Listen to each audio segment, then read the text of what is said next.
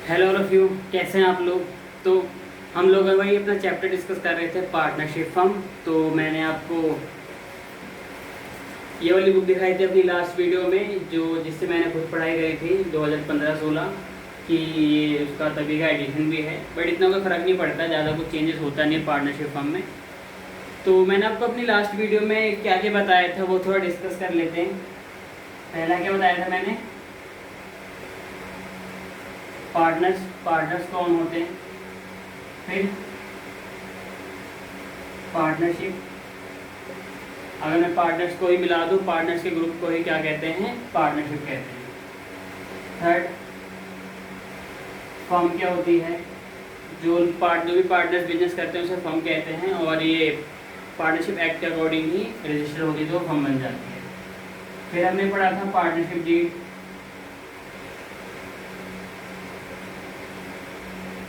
Deed वही written या oral agreement होता है जिसमें जो भी पार्टनर्स होते हैं, 2 3 4 5 6 7 8 9 10, वो सब अपनी सारी कंडीशन लिख देते हैं कि ये होने पर क्या करेंगे, ये ना होने पर क्या करेंगे, सारी चीज़ें लिखी होती हैं कि इंटरेस्ट ऑन कैपिटल किस रेट में बढ़ेगा, इंटरेस्ट ऑन ड्रॉइंग किस रेट पे चार्ज किया जाएगा, सैलरी कमीशन कितना मिलेगा, लोन पे इंटरेस्ट कितना दिया जाएगा अगर पार्टनर फर्म को लोन देता है तो, वगैरह वगैरह। और भी चीज़ें थी इसमें, बट मेन हमने सिर्फ ये चीज़ पढ़ी थी।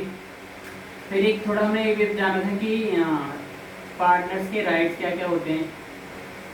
मेन राइट है कि वो मैनेजमेंट में हिस्सा ले सकता है, प्रॉफिट में उसका हिस्सा होता है, रिटायरमेंट कभी भी ले सकता है प्रॉपर नोटिस देके, और भी काफ़ी चीज़ें हैं, अगर आप बुक में पढ़ेंगे तो आपको अच्छे से मिल जाएंगी।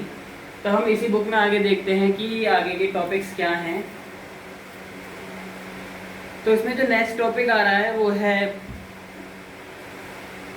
Profit and loss appropriation. Topic कौन सा है, profit and loss appropriation account. एक बार ध्यान रखना, क्लास 11th में जैसे भी आपने फाइनल अकाउंट बनाया था उसमें ट्रेडिंग था, प्रॉफिट एंड लॉस अकाउंट था, बैलेंस शीट था, यहाँ पे भी फाइनेंशियल स्टेटमेंट बनते हैं। उसके जैसे नहीं होते, थोड़े डिफरेंट होते हैं बट होते ज़रूर हैं। उसमें भी बैलेंस शीट थी, यहाँ पे भी आपको बैलेंस शीट मिलेगी। अब यहाँ पे पार्टनर्स आ जाते हैं, तो इससे पहले हम पार्टनर्स कैपिटल अकाउंट बनाते हैं, ठीक है। और इससे पहले आपका क्या बनता है, profit and loss appropriation account. जब हम क्लास 11 में फाइनल अकाउंट बनाते थे तो उसमें क्या क्या बनता था, trading,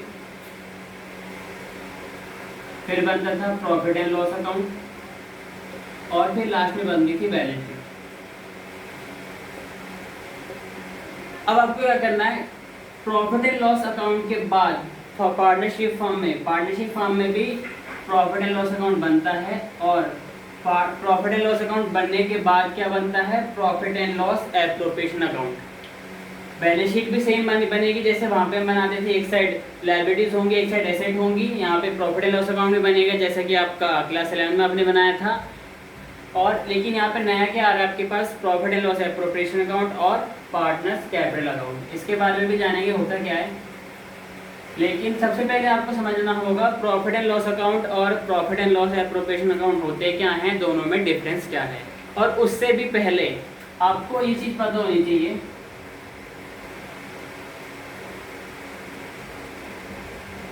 charge against profit versus appropriation of profit. Topic क्या है, charge against profit versus appropriation of profit. जो भी आपके एक्सपेंसेस होते हैं डायरेक्ट हो या इनडायरेक्ट हो, वो क्या होते हैं, चार्ज अगेंस्ट प्रॉफिट। आपको ये पता ही होगा, एक्सपेंसेस आपको उसकी पेमेंट करनी ही होती है, उसको आपको शो करना ही होता है, भले ही आपका लॉस निकल के आ जाए। यानी कि चार्ज अगेंस्ट प्रॉफिट कुल मिला के क्या होते हैं, एक्सपेंसेस होते हैं, डायरेक्ट हो या फिर इनडायरेक्ट हो, और ये आपके प्रॉफिट को रिड्यूस भी करते हैं। तो ये कुछ इसके फीचर्स होते हैं चार्ज अगेंस्ट प्रॉफिट के, ये एक्सपेंस होता है, ये डायरेक्ट इनडायरेक्ट हो सकता है, और ये आपके प्रॉफिट को कम कर देता है, और ये लॉस में भी कन्वर्ट कर सकता है आपके प्रॉफिट को। लेकिन एप्रोप्रिएशन ऑफ प्रॉफिट ये नहीं होता। एप्रोप्रिएशन ऑफ प्रॉफिट मतलब क्या है, एप्रोप्रिएशन का मतलब होता है प्रॉफिट का बंटवारा। किसको प्रॉफिट का बंटवारा मतलब प्रॉफिट हम बांट देते हैं पार्टनर्स को, या फिर कुछ प्रॉफिट हम बचा के रख लेते हैं। सपोज करिए आपके पास 100 रुपये है, 100 रुपये में से आपने 20 रुपये ए पार्टनर को दे दिए, 30 रुपये बी पार्टनर को दे दिए, 50 रुपये आपको बच रहा था। आपने सोचा कि हमें अपने फ्यूचर में कुछ अचानक से कोई कंटिजेंट लायबिलिटी ना निकल के आ जाए तो कुछ प्रॉफिट बचा के रखना चाहिए। जैसे कि अभी आपको पता है अचानक से लॉकडाउन लग गया था, तो जिन जिन कंपनियों ने अपना प्रॉफिट रिजर्व करके रखा होगा, प्रोविजन बना के रखा होगा, तो वो अभी भी अच्छे से चल रही होंगी, उनको ज़्यादा नुकसान नहीं हुआ होगा। तो हर कंपनी क्या करती है, अपना प्रॉफिट का कुछ हिस्सा बचा के रखती है।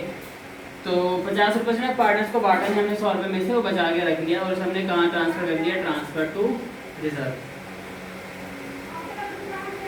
तो प्रॉफिट रिजर्व में ट्रांसफ़र करने का मतलब ये नहीं कि 50 रुपये कम हो गए, वो आपके पास सेफ है, बट आपने एक अलग से अकाउंट बनाकर वहाँ पे जमा करके रख दिया 50 रुपये का प्रॉफिट।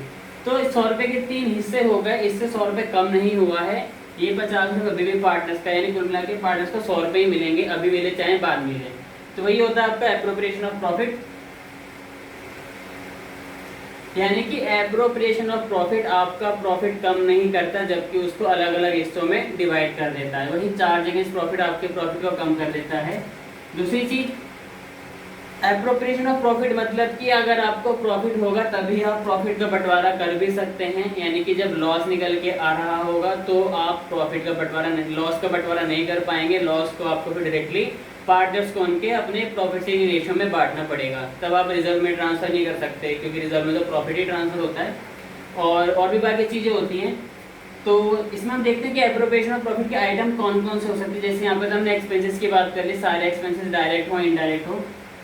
पहला यहाँ पे जो एप्रोप्रिएशन ऑफ प्रॉफिट का आइटम है, इंटरेस्ट ऑन कैपिटल। मैंने बोला था जो भी हम चीज़ पार्टनर्स को देते हैं वो आपका एप्रोप्रिएशन ऑफ प्रॉफिट होता है। तो इंटरेस्ट ऑन कैपिटल पार्टनर को दिया जाता है। फिर दूसरा हो गया सैलरी या कमीशन, अगर पार्टनर को दे रहे हैं तो ही आपका एप्रोप्रिएशन ऑफ प्रॉफिट है, नहीं तो सैलरी तो नॉर्मली आपने पता, आप सैलरी और कमीशन तो इनडायरेक्ट एक्सपेंस होते हैं, लेकिन अगर हमें पार्टनर को दे रहे हैं तो एप्रोप्रिएशन ऑफ प्रॉफिट है। थर्ड, ट्रांसफर टू रिजर्व, इसमें हमें इंटरेस्ट ऑन ड्रॉइंग भी ले लेते हैं, ठीक है। यानी कि हमें यहाँ तक क्या पता चल के आ रहा है कि अगर लॉस निकल के आ गया तो ना तो इंटरेस्ट ऑन कैपिटल दिया जाएगा, ना ही सैलरी कमीशन दिया जाएगा, ना ही कोई प्रॉफिट रिजर्व में ट्रांसफर होगा, प्रॉफिट तो है ही नहीं, और ना ही इंटरेस्ट ऑन ड्रॉइंग चार्ज किया जाएगा पार्टनर से अगर आपके पास लॉस निकल के आ रहा है, क्योंकि प्रॉफिट का ही बंटवारा हो सकता है, लॉस का बंटवारा नहीं होता। लॉस तो हम डायरेक्टली पार्टनर्स को बेयर ही करना पड़ता है लॉस। तो ये चीज़ आपको ध्यान रखना, दिमाग में बिठा के रखना है कि एप्रोप्रिएशन ऑफ प्रॉफिट वाले ये आइटम है और इनका बंटवारा सिर्फ और सिर्फ प्रॉफिट होने पर ही होगा।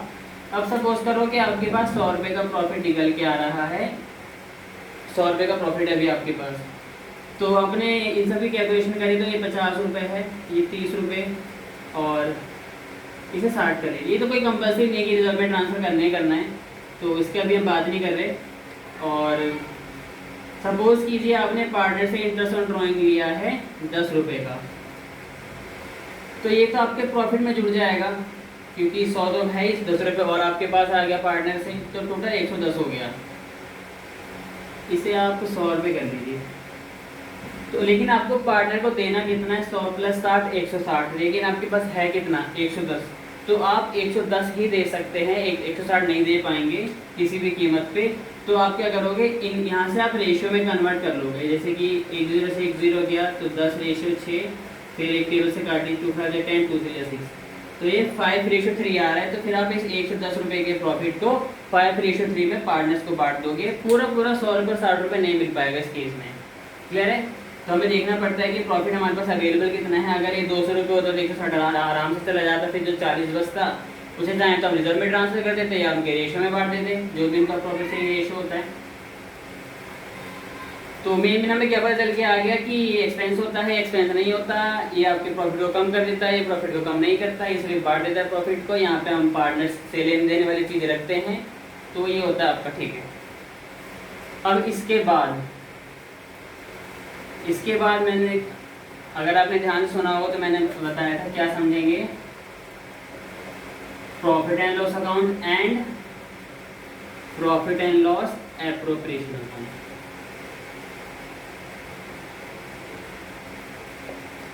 पहला point, profit and loss account बनाने के बाद ही आपका profit and loss appropriation account बनता है, यानी कि यहाँ से जो नेट प्रॉफिट निकल के आता है वही यहाँ पे ट्रांसफ़र होता है, क्योंकि प्रॉफिट एंड लॉस अकाउंट में हम सारे इनकम्स डाल देते हैं, सारे एक्सपेंसेस डाल देते हैं, तब जाके हमारा नेट प्रॉफिट आता है। और ये जो नेट प्रॉफिट होता है इसका मतलब क्या है कि सारे एक्सपेंसेस हम पे कर चुके हैं, अब इस प्रॉफिट में से कुछ भी घटाने के लिए नहीं रह गया, यानी कि कुल मिला के प्रॉफिट पार्टनर का ही होता है। तो जब पार्टनर का ही है तो यानी कि पार्टनर को हम किसी भी तरीके रूप में देते हैं, इंटरेस्ट ऑन कैपिटल के रूप में इसे बांटें, इनके प्रॉफिट शेयरिंग रेशियो के रूप में बांटें, सैलरी कमीशन के रूप में बांटें या रिजर्व में ट्रांसफर करते हैं, हमारी मर्जी है। इसलिए जब प्रॉफिट एंड लॉस अकाउंट से नेट प्रॉफिट निकल के आता है तो कहाँ ट्रांसफर कर देते हैं हम लोग, profit and loss appropriation account में। तो पहला चीज समझ आएगा कि after preparing profit and loss account we will prepare profit and loss appropriation account, पहला चीज मेन। लेकिन आपको जो मैंने चार्ज अगेंस्ट प्रॉफिट और एप्रोप्रिएशन, अच्छा दूसरा point, profit and loss account में चार्ज अगेंस्ट प्रॉफिट के आइटम आते हैं। एक्सपेंसेस के लिए बस मैं मेनली आपको एक्सपेंसेस के लिए बता रहा हूँ, इनकम भी आती है बट इनकम आपका चार्ज अगेंस्ट प्रॉफिट नहीं है। लेकिन चार्ज अगेंस्ट प्रॉफिट मतलब एक्सपेंस मैंने बताया था, तो एक्सपेंस तो आते हैं प्रॉफिट एंड लॉस अकाउंट में। और यहाँ पे क्या आता है, एप्रोप्रिएशन ऑफ प्रॉफिट के आइटम। तो मैंने आपको दोनों बता ही दिया कि दोनों होते क्या हैं, तो आपको कोई भी अगर मैं चीज़ दे दूँ तो आप लोग आसानी से समझ जाएंगे कि वो एक्सपेंस है या एप्रोप्रिएशन ऑफ प्रॉफिट का आइटम है, तो उसी हिसाब से आपको उस पर्टिकुलर अकाउंट में डालना होगा। एक एग्जांपल के तौर पे पूछता हूँ मैं, हम लोग मैनेजर को कमीशन दे रहे हैं, हम लोग मैनेजर को कमीशन दे रहे हैं, सेल के ऊपर दे रहे हैं, जैसे भी दे रहे हैं, या प्रॉफिट के ऊपर दे रहे हैं, कमीशन दे रहे हैं। तो मैंने आपको बताया था कि एप्रोप्रिएशन ऑफ प्रॉफिट में हमने कमीशन की बात भी करी थी, और मैनेजर को कमीशन देना भी एक्सपेंस भी है। तो आपके हिसाब से क्या होना चाहिए, तो कमीशन तो है, कमीशन यहाँ पे भी था, लेकिन यहाँ पे जो कमीशन था वो पार्टनर को देने वाला कमीशन था, ना कि किसी एम्प्लॉय को देने वाला कमीशन था। एम्प्लॉय तो आपका एक्सटर्नल चीज़ हो गया, वो पार्टनर तो है नहीं, यानी कि ये भी आपका क्या है, चार्ज अगेंस्ट प्रॉफिट वाला आइटम है, ठीक है। तो चार्ज अगेंस्ट प्रॉफिट आपको बताइए कहाँ पे जाता है, प्रॉफिट एंड लॉस अकाउंट में, यहाँ नहीं आएगा। अगर ये पार्टनर का कमीशन होता तो डेफिनेटली यहीं पे आता। ऐसे अगर आप किसी एम्प्लॉय को सैलरी वगैरह दे रहे हैं तो वहाँ पे जाएगा, अगर वही सैलरी आप पार्टनर को दे रहे हैं तो यहाँ पे आएगा। ये थोड़ा अच्छा सा है।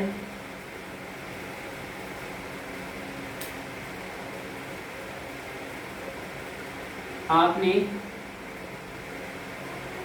बैंक से लोन लिया है बैंक से लोन लिया है, सपोज कीजिए 1 लाख रुपए का @10% इंटरेस्ट, और उस पर आपको 10% का इंटरेस्ट देना होता है। तो 1 साल में इंटरेस्ट कितना बनेगा, 10,000 का इंटरेस्ट ऑन लोन, शॉर्ट में IOL लिख देता हूँ।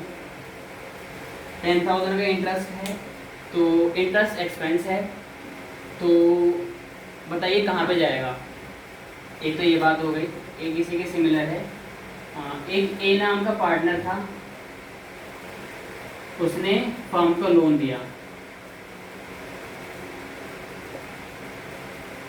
एक ए पार्टनर था जो फर्म में उसी का पार्टनर है। ये ए भी 2 पार्टनर थे, ए बी ने तो लोन नहीं दिया, ए ने लोन दिया है 50,000 का, वही 10% के इंटरेस्ट पे। तो इंटरेस्ट ऑन लोन बन गया 5,000 रुपये का।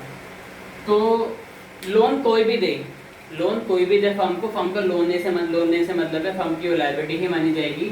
अब इस केस में फर्म ने बैंक से लोन लिया है, इस केस में फर्म ने पार्टनर से लोन लिया है, दोनों केस में आपका इंटरेस्ट ऑन लोन निकल के आ गया। तो मुझे बताइए कि दोनों में से कौन कौन सा interest on loan profit and loss account में आएगा और कौन सा profit and loss appropriation account में आएगा। ये मैं आपके ऊपर छोड़ता हूँ, और इसका जो आंसर मैं अपनी नेक्स्ट वीडियो में बता दूंगा आप लोगों को कि इसमें से कौन सा प्रॉफिट एंड लॉस अकाउंट का आइटम है, कुल मिला के कौन सा चार्ज अगेंस्ट प्रॉफिट है या फिर कौन सा एप्रोप्रिएशन ऑफ प्रॉफिट है, या दोनों ही चार्ज अगेंस्ट प्रॉफिट है या फिर दोनों ही एप्रोप्रिएशन ऑफ प्रॉफिट है। नेक्स्ट वीडियो में पता लग जाएगा आपको। बाकी अगर आपको पता है तो आप मुझे कमेंट करके बताइए और आप मुझे इंस्टाग्राम पे भी फॉलो कर सकते हैं। इंस्टाग्राम आईडी है हेमू HEMU_GUPTA गुप्ता 2711। यहाँ पे आपको इसके अलावा कोई भी किसी भी चैप्टर 11th का हो 12th का हो कोई टॉपिक या कोई चैप्टर का क्वेश्चन आपको मुझसे पूछना हो तो मुझे इंस्टाग्राम पे फॉलो करके पूछ सकते हैं। फॉलो ना भी करें तो आप मैसेज तो कर ही सकते हैं, मैं आपको ज़रूर रिप्लाई दूंगा। बाकी इसका आंसर आप मुझे कमेंट सेक्शन में बताइए कि ये होता क्या है, क्योंकि आपको चार्ज अगेंस्ट प्रॉफिट और appropriation of profit item clear करना जरूरी है। क्योंकि आप आगे चल के जब इस चैप्टर में आगे बढ़ेंगे तो आपको profit and loss appropriation account बनाना होगा। ये ज़्यादा नहीं आएगा, बट कभी कभी क्या होता है क्वेश्चन में एप्रोप्रिएशन ऑफ प्रॉफिट के आइटम के साथ साथ आपको चार्ज अगेंस्ट प्रॉफिट का आइटम भी दे देता है वो।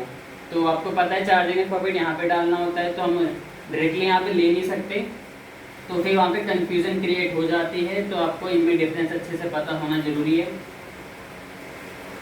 तभी जाके आपका हो पाएगा। तो अभी तक हमने यहाँ तक क्या समझ लिया कि पार्टनरशिप फर्म में जो फाइनल अकाउंट बनता है वहाँ पे सबसे पहले बनेगा आपका profit and loss appropriation account. और किसी किसी क्वेश्चन में आपको इससे पहले प्रॉफिट एंड लॉस अकाउंट बनाना पड़ जाएगा, वो वर्किंग नोट के लिए होगा, लेकिन मेन यही होगा। फिर इसके बाद बनता है पार्टनर्स कैपिटल अकाउंट और फिर इसके बाद बनता है बैलेंस शीट। तो मेन आपको ये 3 चीज़ें बनानी होंगी। इसमें भी कभी काफ़ी चीज़ें पढ़ेंगे कि होता है इसका फॉर्मेट कैसे बनता है। बाकी बैलेंस शीट के बारे में आपको पता है, profit and loss appropriation account का बारे में बता दिया मैंने आपको, इसका फॉर्मेट नहीं बताया। इसका फॉर्मेट भी हम जरूर अगली वीडियो में समझ लेंगे। अगली वीडियो में हमें क्या क्या डिस्कस करना है वो समझ लेते हैं। पहले हम डिस्कस करेंगे सबसे पहले कि इसका जो डाउट है मैं और अच्छे से क्लियर करा दूँ। फिर जो मैंने आपसे क्वेश्चन पूछा है आप उसका जवाब दीजिए कमेंट सेक्शन में। बाकी इसका आंसर मैं नेक्स्ट वीडियो में ज़रूर बताऊंगा। तो वो बताने के बाद फिर एप्रोप्रिएशन अकाउंट का फॉर्मेट सीखेंगे कैसा होता है, कौन सी चीज़ें किस तरह जाती हैं, डेबिट में आता है क्या आता है, क्रेडिट में क्या आता है। पीसीए भी देखेंगे, टाइम मिला तो, और वीडियो लंबी ना हो जाए तो पीसीए भी जरूर बनाना सीख लेंगे। फिर देखते हैं आगे क्या होता है। तो घर पे रहिए, घर पे रहेंगे तो सेफ जरूर रहेंगे, बोलने की ज़रूरत नहीं है। अगर बाहर जाते भी हैं तो पूरे प्रिकॉशन लीजिए, अपने साथ सैनिटाइज़र ज़रूर रखिए और समय समय पे अपने हाथ को सैनिटाइज करते रहिए। Stay home stay focus.